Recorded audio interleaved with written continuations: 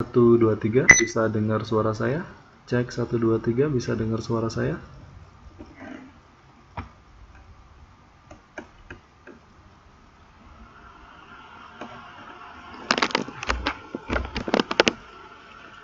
Cek 1, 2, 3, apakah teman-teman sekalian bisa dengar suara saya?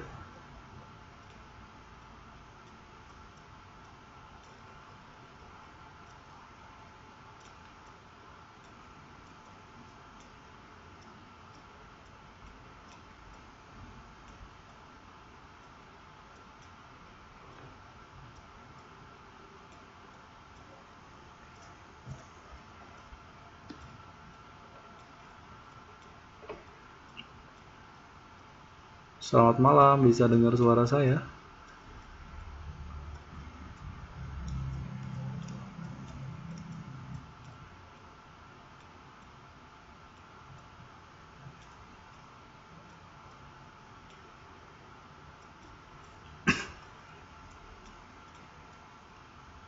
Baik, kita tunggu 2 menit lagi. Kalau misalnya tidak tambah juga siswanya, kita langsung mulai ya, karena keterbatasan waktu untuk pertemuan kedua ini lebih sempit waktunya, hanya 40 menit.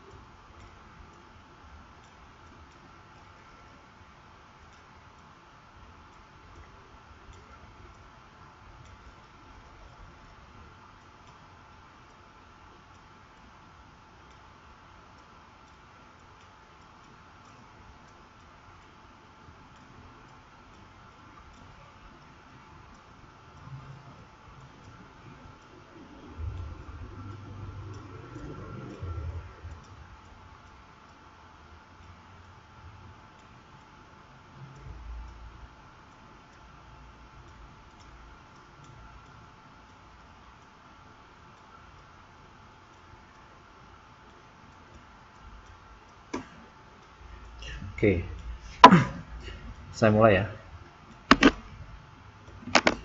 Saya awali sebelumnya, Assalamualaikum warahmatullahi wabarakatuh. Saya ucapkan selamat datang dan ketemu kembali dengan saya di sesi kedua pelajaran pada malam hari ini, yaitu pelajaran PPKN. Ya, pada malam hari ini pada tanggal 16 Mei 2017 kita sudah memasuki pertemuan kedua. Setelah pertemuan pertama kemarin kita sama-sama berdiskusi dan membahas tentang rencana pembelajaran untuk 1 semester ke depan. Mudah-mudahan teman-teman sekarang tidak bosan dengan saya. Ya, selama kurang lebih 40 menit ke depan, saya akan membantu mencoba untuk menjelaskan atau mengajarkan kepada kalian ya tentang sebuah topik yang sekiranya ini bisa bermanfaat buat kalian semua tentang hubungan internasional dan organisasi internasional. Tetapi karena keterbatasan waktu, jadi malam hari ini saya hanya akan memberikan sebuah konsep saja tentang hubungan internasional. Untuk itu, sebelum kita mulai materi pada malam hari ini, mari kita sama-sama memanjatkan doa untuk membuka kelas PKN pertemuan kedua pada malam hari ini. Untuk itu saya persilahkan teman-teman sekalian untuk berdoa sesuai dengan keyakinan dan agama kita masing-masing. Berdoa dipersilahkan.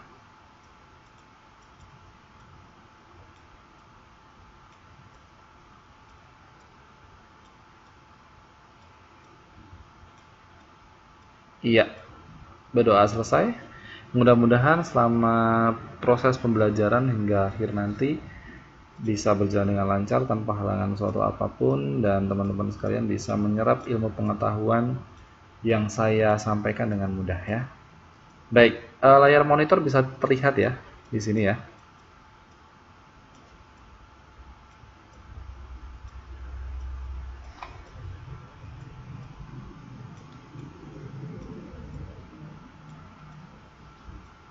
Oke. Jadi kalau jelas kita tidak ada gangguan sama sekali. Dan nanti ketika teman-teman sekalian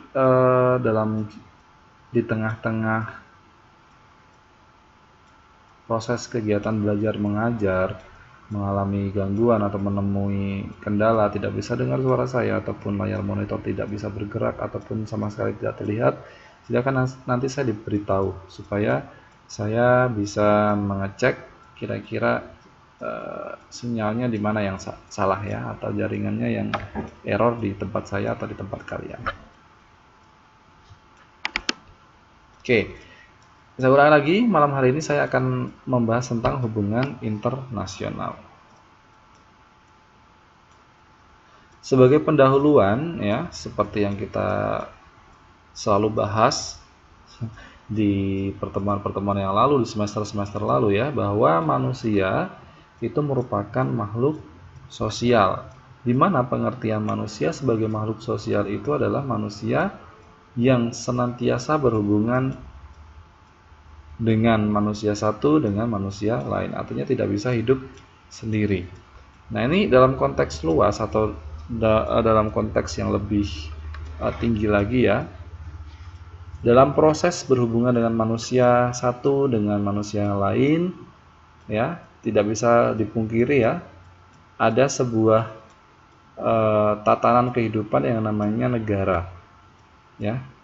Ketika kita hidup di sebuah negara dengan bangsa-bangsa yang lain gitu ya, dengan masyarakat satu dengan masyarakat yang lain, itu sudah disebut sebagai berhubungan dengan manusia lain. Artinya di situ fungsi dari manusia sebagai makhluk sosial tersebut. Nah, dalam hidup berbangsa dan bernegara itu tentu saja akan dapat melangsungkan kehidupannya jika mengadakan hubungan dengan bangsa lain. Ya, ini masih balik dengan konsep manusia sebagai makhluk sosial tadi ya. Secara luas, kita di dunia ini hidup berbangsa dan bernegara.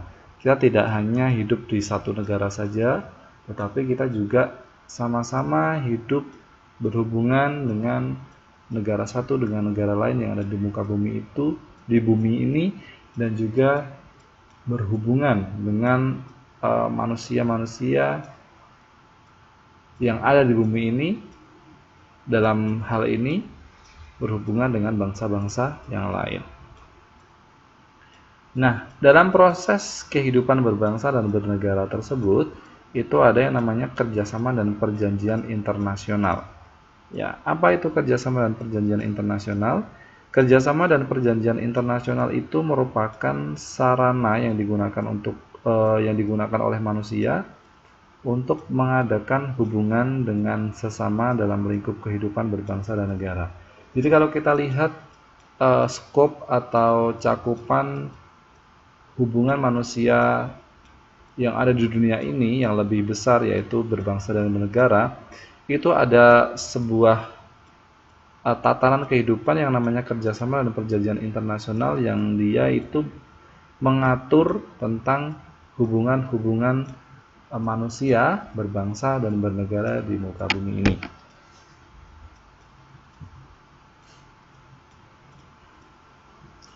Tujuan dari kerjasama dan perjanjian internasional tadi yang sudah saya sampaikan adalah untuk menyelesaikan sengketa antar bangsa, mengusahakan perdamaian, ketertiban, dan kesejahteraan manusia. Kita tahu ya, kalau kita melihat berita-berita gitu ya, kejadian-kejadian kehidupan berbangsa dan bernegara, ada saja sengketa antar bangsa yang ada di dunia ini. Misalnya Amerika dengan Irak, Palestina, dan sebagainya, itu merupakan sengketa-sengketa. Atau yang terjadi di negara kita beberapa tahun yang lalu, sengketa Indonesia dengan Malaysia, di mana Malaysia diklaim sebagai merebut pulau Indonesia, diklaim sebagai perebut kebudayaan Indonesia dan sebagainya. Itu kan menimbulkan sengketa antar bangsa ya. Nah, adanya kerjasama dan perjanjian internasional ini diharapkan bisa menyelesaikan sengketa-sengketa tersebut. Kemudian membuat kehidupan manusia berbangsa dan bernegara itu bisa menjadi lebih damai. Dan kesejahteraan manusia bisa terjamin ketika hidup di muka bumi ini. Ya, Mbak Ika, silahkan masuk saja, nggak apa-apa, silahkan langsung bergabung.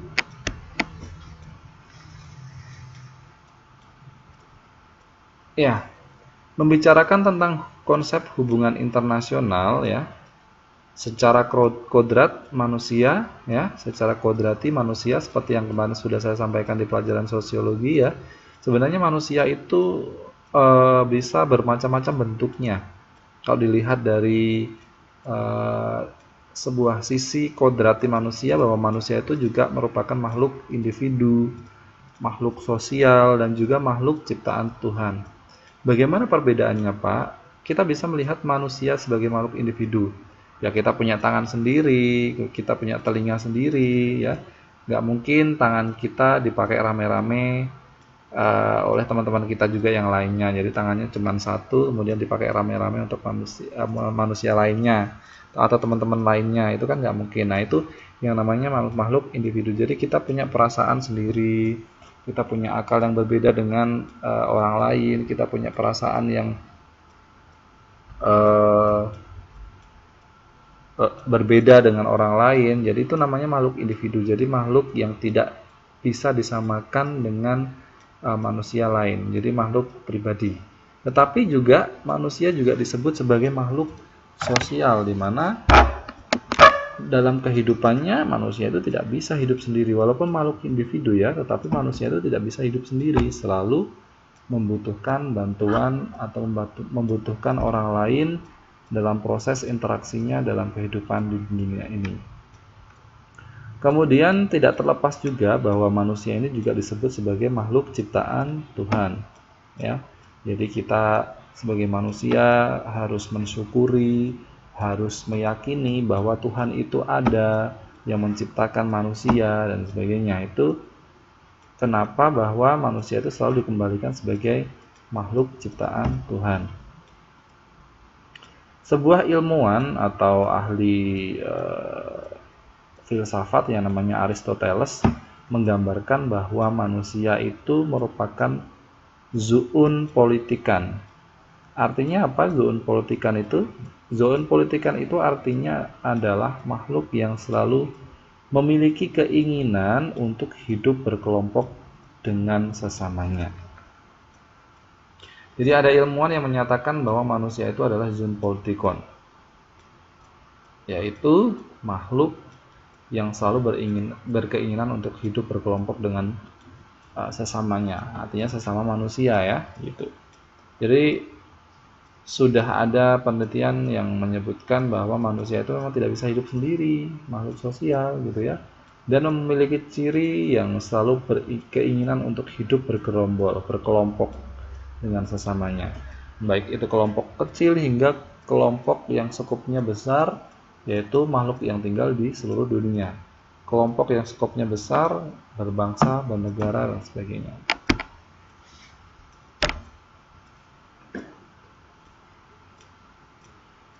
Hubungan antar bangsa yang satu dengan yang lainnya itu wajib menghormati, bekerja sama secara adil dan damai untuk mewujudkan kerukunan hidup antar bangsa. Jadi ketika kita berhubungan antara sesama manusia, yang harus dilakukan adalah saling menghormati, karena kita dengan yang lain tentu saja berbeda, sifatnya berbeda, kelakuan berbeda. Kadangkala apa yang kita lakukan tidak bisa diterima oleh orang lain karena apa? Tidak sesuai dengan prinsip atau sikap hidup mereka. Jadi ya kita harus saling menghormati atas perbedaan-perbedaan yang terjadi dalam kehidupan berbangsa dan bernegara. Selain menghormati, kita dituntut untuk bekerja sama secara adil serta damai sehingga mengurangi perselisihan, percekcokan atau sengketa, sehingga ketika semua itu bisa dijalankan, kerukunan hidup akan antar bangsa itu akan terwujud. Hubungan antar bangsa itu disebut juga dengan hubungan internasional. Jadi kalau kita mengadakan interaksi antar bangsa gitu ya, tidak hanya di dalam negeri saja, itu disebut sebagai hubungan internasional atau hubungan antar bangsa. Seperti yang kalian lakukan di Taiwan ini ya, kalian kerja di Taiwan, berinteraksi dengan orang-orang yang bukan warga negara Indonesia, misalnya dengan orang Filipina, dengan orang Thailand, dengan orang Vietnam, orang Taiwan sendiri gitu ya. Berarti kalian juga sudah melakukan hubungan yang namanya hubungan antar bangsa atau interaksi hubungan internasional.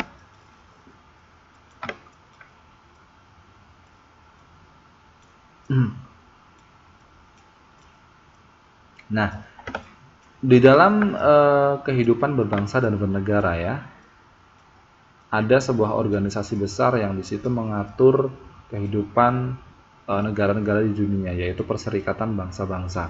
Nah, di dalam PBB ini atau di dalam Perserikatan Bangsa-Bangsa itu sudah tercantum sebuah piagam atau peraturan yang digunakan untuk mengatur hubungan internasional antar bangsa-bangsa di seluruh dunia. Isinya adalah yang pertama, bahwa bangsa-bangsa itu diharapkan untuk bisa hidup berdampingan secara damai. Jadi sudah diatur oleh PBB bahwa bangsa-bangsa yang hidup di dunia ini tidak boleh saling menyakiti, jadi harus hidup berdampingan. Kemudian bangsa yang satu tidak boleh memaksakan kehendaknya kepada bangsa lainnya. Jadi kita harus menghormati pendapat bangsa lain. Kita tidak boleh memaksakan begini loh, menurut saya itu yang baik begini, jadi kamu harus melakukan sesuai dengan apa yang saya minta. Itu tidak benar. Jadi kita harus menghormati, tidak boleh memaksakan kehendak kepada bangsa lain. Kemudian bangsa-bangsa tidak boleh mencampuri urusan dalam negeri negara lain. Misalnya Indonesia ini lagi panas-panasnya terjadi isu atau masalah pemilu kada ya di Jakarta. Orang Amerika bisa saja lihat ya, Indonesia itu lagi menghadapi permasalahan tentang pemilu kada, dan Amerika tidak boleh mencampuri urusan dalam negeri negara lain. Begitu. Kemudian bangsa-bangsa wajib menghormati kedaulatan negara lainnya, tadi sudah saya sampaikan. Bangsa-bangsa diharapkan dapat saling menghormati dan bekerja sama atas dasar persamaan dan keluargaan. Jadi ketika bangsa-bangsa itu melakukan kerjasama atau hubungan internasional, yang harus dilandasi adalah sikap menghormati antar bangsa lain atas segala keterbedaan, bisa bekerja sama atas dasar persamaan dan kekeluargaan.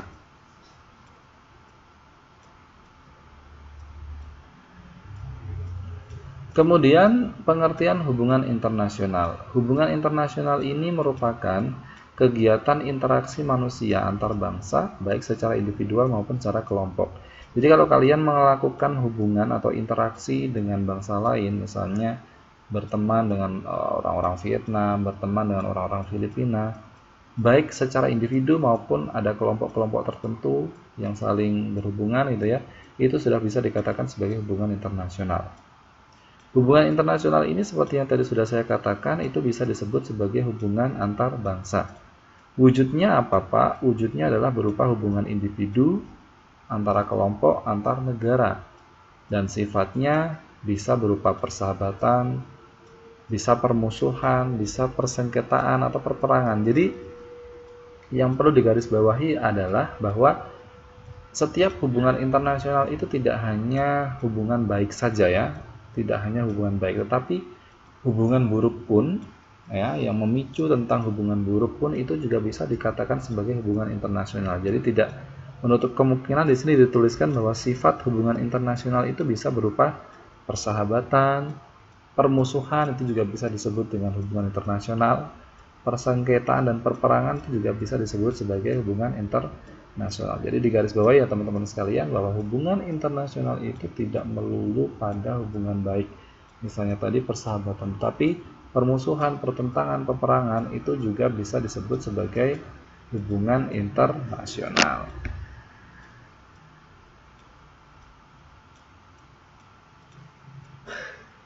Nah, ini ada pola-pola hubungan antar bangsa. Saya akan menjelaskan secara singkat saja, nanti kalian bisa baca lebih lanjut di buku ya. Pola penjajahan yang pertama. Jadi pola penjajahan, yang namanya penjajahan itu juga bisa disebut sebagai hubungan antar bangsa ya, di mana hubungan yang dilakukan antar bangsa-bangsa itu dilakukan dengan keinginan untuk menguasai wilayah bangsa lain, untuk mengambil kekayaan bangsa lain. Itu namanya pola penjajahan. Ketika ada bangsa kok pengen menguasai sebuah bangsa atau sebuah negara serta mengambil atau mengeruk kekayaan dari bangsa lain itu sebanyak-banyaknya, itu namanya pola penjajahan. Seperti yang dulu dialami oleh bangsa Indonesia ya. Dijajah oleh bangsa Belanda, dijajah oleh bangsa Jepang. Belanda dan Jepang menjajah Indonesia itu juga sudah melakukan hubungan antar bangsa. Dalam hal ini polanya adalah pola penjajahan. Kemudian ada yang lain adalah pola hubungan ketergantungan, di mana pola hubungan ketergantungan ini terjadi di antara negara-negara yang belum berkembang dengan negara maju. Misalnya negara Indonesia merupakan negara yang masih berkembang ya, kemudian dengan Jepang negara maju ya. Nah, negara yang berkembang itu pada intinya mereka tidak bisa menciptakan sesuatu hal seperti yang sudah bisa diciptakan oleh negara maju, khususnya di bidang telekomunikasi informasi atau teknologi ya. Seperti sekarang contohnya di Indonesia ingin membangun MRT di Jakarta gitu ya. Nah, tapi Indonesia sebagai negara berkembang tidak memiliki skill yang cukup untuk membuat MRT tersebut, mesin-mesinnya. Oleh karena itu terjadi pola ketergantungan dengan negara maju, yaitu mengandalkan Cina atau mengandalkan Jepang untuk membuatkan mesin-mesin MRT yang bisa digunakan oleh Indonesia. Selain itu, dari segi teknologi informasi ya, misalnya teknologi-teknologi seperti televisi, mobil, motor gitu ya, yang negara berkembang atau negara belum maju itu tidak bisa membuat hal-hal tersebut, dan tapi sangat membutuhkan teknologi tersebut, maka dia akan memiliki ketergantungan untuk bekerja sama dengan negara-negara maju yang dia mempunyai mempunyai sesuatu hal yang bisa digunakan untuk membuat teknologi tersebut. Kemudian pola hubungan sama derajat antar bangsa itu dilakukan dalam rangka kerjasama untuk mewujudkan kesejahteraan bersama. Nah, kalau di Indonesia, di sila kedua Pancasila ya, menjelaskan bahwa hubungan antar bangsa atau antar negara itu harus bertolak pada kodrat manusia sebagai makhluk ciptaan Tuhan yang merdeka dan sama derajatnya, sehingga di Indonesia ini menganut paham yang namanya chauvinisme dan kosmopolitisme. Apa itu chauvinisme dan kosmopolitisme? Chauvinisme itu adalah paham yang mengagungkan bangsa sendiri dan memandang rendah bangsa lain. Nah, ini tidak dilakukan oleh bangsa Indonesia karena bangsa Indonesia memiliki prinsip sendiri, yaitu Pancasila, bahwa kodrat manusia itu semuanya sama. Jadi tidak boleh merendahkan bangsa lain atau tidak boleh mengagungkan bangsa sendiri.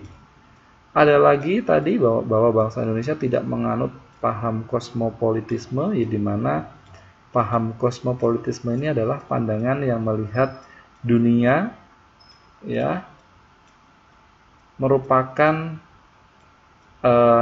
milik kita sendiri, sehingga kita bisa mengabaikan atau melakukan semena-mena. Tidak boleh seperti itu.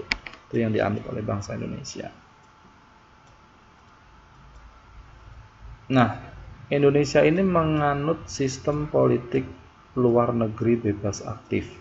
Bebas artinya bebas bergaul dengan bangsa mana aja, tidak ada yang mencampur tangani urusan dalam negeri negara lain, saling memberi dan menerima bantuan, saling mendukung, tetapi bantuan atau dukungan yang ada itu tidak boleh mengikat. Artinya ketika Cina membantu Indonesia tetapi dengan satu syarat, Indonesia harus mengimpor ini, tidak boleh begitu.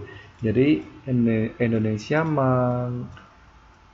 mengikuti atau mempunyai prinsip politik bebas aktif, yaitu bebas bergaul dengan bangsa manapun, tidak mencampuri urusan bangsa manapun, saling memberi dan menerima bantuan tetapi tidak mengikat. Aktif artinya adalah aktif bekerja sama dengan bangsa-bangsa lain, aktif membela bangsa lain yang terancam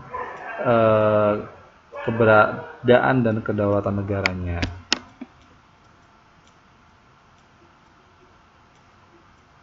Nah, di sini saya akan menjelaskan slide terakhir tentang arti pentingnya hubungan dan kerjasama internasional. Yang pertama adalah menjamin kelangsungan hidup bangsa negara, kelangsungan keberadaan dan kehadiran bangsa dan negara di tengah bangsa-bangsa lain. Jadi arti penting dari hubungan internasional itu adalah supaya kelangsungan hidup negara-negara yang ada di dunia ini terjamin. Kemudian membangun solidaritas dan sikap saling menghormati antar bangsa, berpartisipasi dalam rangka ikut melaksanakan ketertiban dunia berdasarkan kemerdekaan, perdamaian abadi, dan keadilan sosial. Jadi adanya hubungan internasional itu sama-sama membangun dengan negara-negara lain untuk mewujudkan perdamaian di seluruh dunia. Jadi tidak ada perselisihan ataupun perperangan yang terjadi lagi.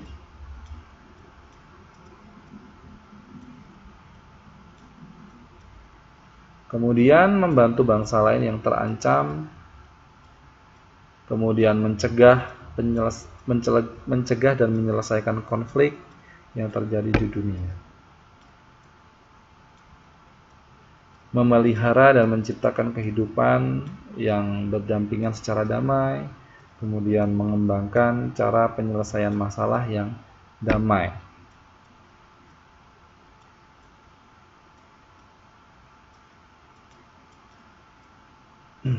Nah, sarana yang bisa digunakan untuk hubungan internasional adalah yang pertama diplomasi. Ya, diplomasi ini adalah seni dan praktek dalam bernegosiasi ya antara negara satu dengan negara lain. Kemudian yang kedua adalah propaganda. Propaganda itu merupakan usaha sistematis yang digunakan untuk mempengaruhi pikiran atau emosi kelompok dalam menyelesaikan sebuah permasalahan.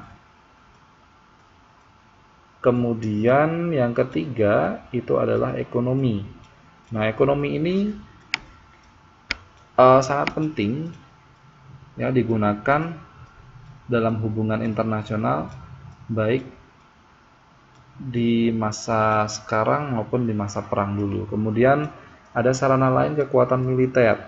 Ya, peralatan militer yang memadai dapat menambah keyakinan dan stabilitas dalam rangka bernegosiasi.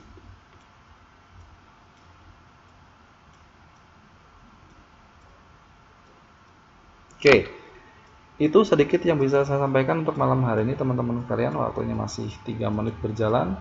Untuk itu saya kira tidak perlu saya panjang lebarkan penjelasan kita malam hari ini. Yang penting sedikit-sedikit kalian paham ya, sedikit-sedikit kalian bisa mengerti terkait dengan materi atau topik-topik yang saya jelaskan. Kalau tidak ada yang ditanyakan, kalau tidak ada yang dibingungkan, saya kira itu saja yang bisa saya sampaikan. Dari saya kurang lebihnya mohon maaf. Kita tutup saja pelajaran pada malam hari ini dengan berdoa menurut keyakinan dan agama kita masing-masing. Berdoa, dipersilahkan. Mohon maaf ya teman-teman sekalian kalau malam hari ini banyak sekali gangguan, jaringan error dan sebagainya, atau suara saya tidak bisa terdengar. Mudah-mudahan besok kedepannya bisa lebih baik, lebih bagus. Dan saya kira itu saja. Saya akhiri, kurang lebihnya mohon maaf. Terima kasih sekali lagi atas atensinya untuk kehadiran di kelas saya. Kita ketemu lagi di pertemuan yang akan datang. Mudah-mudahan kita diberikan semangat, waktu, kesempatan, umur panjang, kesempatan, dan kesehatan. Untuk itu, saya akhiri. Assalamualaikum warahmatullahi wabarakatuh. Dan selamat istirahat.